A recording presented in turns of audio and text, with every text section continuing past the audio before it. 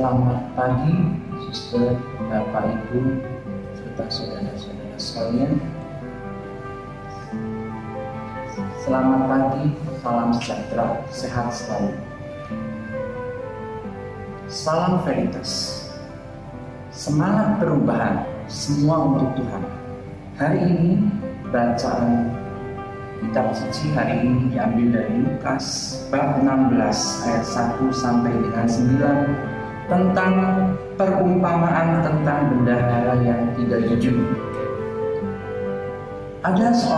Pada suatu hari Yesus berkata kepada murid-muridnya, ada seorang kaya yang mempunyai seorang bendahara. Kepadanya disampaikan tuduhan bahwa bendahara itu menghamburkan miliknya. Lalu ia memanggil bendahara itu dan berkata kepadanya, apakah yang kudengar tentang engkau? Berilah pertanggungjawaban atas urusanmu, sebab engkau tidak boleh lagi bekerja sebagai bendahara. Dari Injil Lukas ini, Yesus memberikan perumpamaan tentang bendahara yang tidak jujur. Bukan berarti Yesus menyetujui tindakan ketidakjujurannya, tetapi Yesus memuji bendahara ini bukan karena tidak jujurnya, tetapi karena dia cerdik. Bendahara ini cerdik. Dia udah lihat situasi, wah gawat nih, saya mau dipecat sama bos saya nggak mungkin bisa bekerja lagi karena saya dituduh korupsi, saya dituduh menggelapkan uang. Ini menunjukkan bahwa dia cerdiknya apa, dan dia mulai berpikir demikian. Apa yang harus ku perbuat? Tuanku memecat aku dari jabatanku sebagai bendahara. Mencangkul aku tidak dapat, mengemis aku malu. Apa yang harus ku perbuat? Dia mulai cerdik memikirkan bagaimana mengatasi persoalan yang dia hadapi. Maka dia memanggil semua yang punya hutang kepada orang kaya itu. Bosnya itu dipanggil semua yang punya hutang. Dikatakan demikian, berapa hutangmu pada tuanku? Jawab orang itu 100 tempayan minyak. Lalu katanya pada orang ini, inilah surat hutangmu, duduklah dan buat surat hutang lain, sekarang juga 50 tempayan. Bisa dibayangkan hutang 100 tempayan diganti 50 tempayan. Ini bendahara ini berharap bahwa yang berhutang ini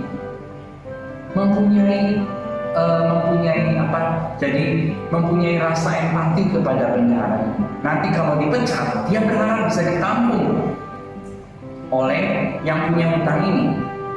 Kenapa? Hutang 100 tempayan diganti 50 tempayan. Loh, itu 50 tempayan itu kemana? 50 tempayan ini sebenarnya bunganya. Memang pada zaman itu ada sirkulasi perdagangan seperti itu dengan bunga yang besar.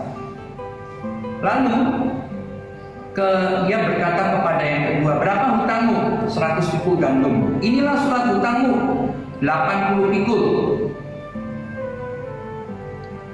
Kita lihat bahwa si bendahara yang tidak jujur ini itu mulai mengatur siasat bagaimana menghadapi situasi kalau dia dipecat. Saya harus hidup menghadapi masa depan.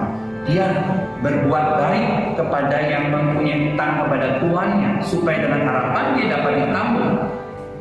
Yesus memuji itu kecerdikannya mengatasi persoalan, bukan ketidakjujurannya. Jadi Yesus memuji bahwa bendahara ini melihat situasi, langsung mengambil sikap untuk menghadapi masa depan supaya tetap hidupnya berlangsung. Lalu yang paling penting dari bacaan ini adalah ayat 9.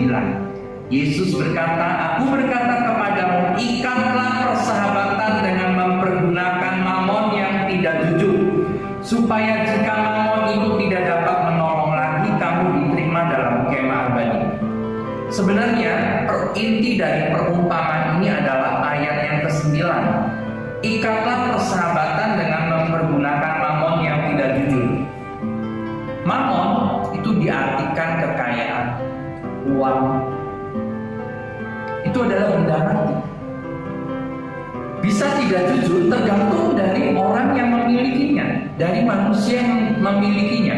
Kalau manusia memilikinya, tidak mempunyai hati belas kasih, tidak mempunyai hati, dan dia selalu mau berbuat semena-mena dengan mempergunakan mamon, menindas, memeras, maka mamon ini menjadi sesuatu yang jahat. Tapi Yesus mengatakan, ikatlah persahabatan dengan mempergunakan mamon yang tidak jujur. Persahabatan berarti sesuatu yang baik. Berarti manusia yang mempunyai kekayaan, yang mempunyai harta benda yang berkelimpahan, itu harus bersahabat, mempergunakannya untuk bukan hanya untuk dirinya sendiri, tetapi juga untuk orang lain. Maksudnya, Yesus pernah berkata di dalam Sabda Bahagia, orang yang murah hati maka akan mendapat kemurahan. Jadi yang mempunyai mamon yang berkelimpahan itu harus mempunyai murah hati. Sekarang masa pandemi, kesulitan, banyak orang sulit. Kita yang mempunyai kelebihan, misalnya makanan kelebihan, daripada menjadi basi dan dibuang, sebaiknya kita berikan kepada saudara-saudara kita di sekitar kita yang belum makan. Itu berarti kita mengikat persahabatan dengan mamon yang tidak jujur. Kita mempunyai persahabatan dengan maksud kita mempunyai tabungan di surga. Karena Yesus mengatakan juga, hendaklah kamu bukan hanya kaya, tapi hendaklah kamu kaya di hadapan Bapa. Kita harus kaya di hadapan Dia. Seolah-olah kita, kalau kita berbuat baik kepada sesama kita, kita memintai Tuhan. Tuhan ingat kita telah berbuat sesuatu.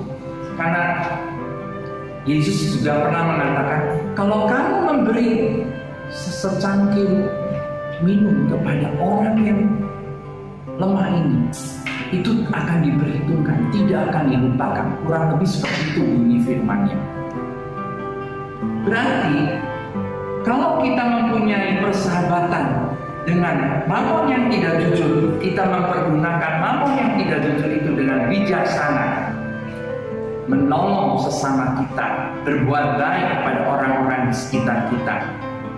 Kita memuliakan Tuhan lewat mamon, lewat kekayaan, lewat mamon itu. Janji Tuhan mengatakan, apabila mamon itu tidak dapat menolong lagi, artinya suatu saat kalau kita meninggal, kita tidak mungkin membawa mamon itu ke alam roh. Tidak mungkin. Nah, pada waktu mamon itu tidak dapat menolong lagi, kamu diterima dalam kemah abadi, dalam hidup kekal. Di dalam hidup kekal ada dua, neraka, surga. Di dalam perumpamaan yang lain, Yesus menerangkan tentang orang kaya dan si Lazarus yang miskin. Di dalam perumpamaan itu jelas sekali, orang kaya itu mempergunakan mamon semena-mena. Kalau kita perhatikan begini bunyinya. Ada orang kaya yang selalu berpakaian jubah ungu, kain halus, setiap hari bersukaria dalam kemewahan. Dan ada seorang pengemis yang diberi nama Lazarus, sedangkan orang kaya itu anonim.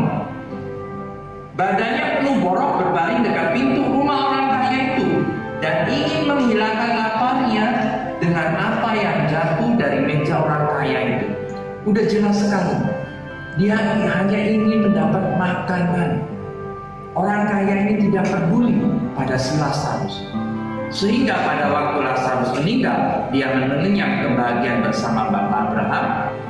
Orang kaya itu juga meninggal, mengenyam penderitaan di neraka. Dari contoh ini jelas bahwa mamon yang dimilikinya tidak menyelamatkannya, dan dia tidak punya tabungan karena dia tidak bijaksana mempergunakan mamonnya. Di dalam bagian lain dari kitab suci, di kitab Ayub dikatakan, kita datang ke dunia telanjang, maka kita pulang ke sana juga telanjang, tidak membawa apa-apa. Artinya sangatlah bijaksana kita memperhatikan ayat 9 ini. Bersahabat dengan mamon, oke, mempergunakan mamon itu untuk kemuliaan Tuhan. menolong sesama, menolong orang-orang yang memang membutuhkan untuk kemuliaan Tuhan. Sebab kalau mamon itu tidak dapat menolong kita lagi karena kita sudah meninggal, tetapi Tuhan Yesus sendirilah yang akan membawa kita ke dalam kemah abadi. Mengapa? Karena Yesus mengatakan dalam Injil Yohanes, "Aku adalah jalan, kebenaran, dan hidup." Dia jalan menuju surga, dia kebenaran menuju surga. Di dalam dia ada kehidupan. Sehingga baiklah kita mendengarkan nasihat dari Santo Paulus kepada Timotius begini, sebab kita tidak membawa sesuatu apapun ke dalam dunia ini, dan kita pun tidak dapat membawa apa-apa keluar.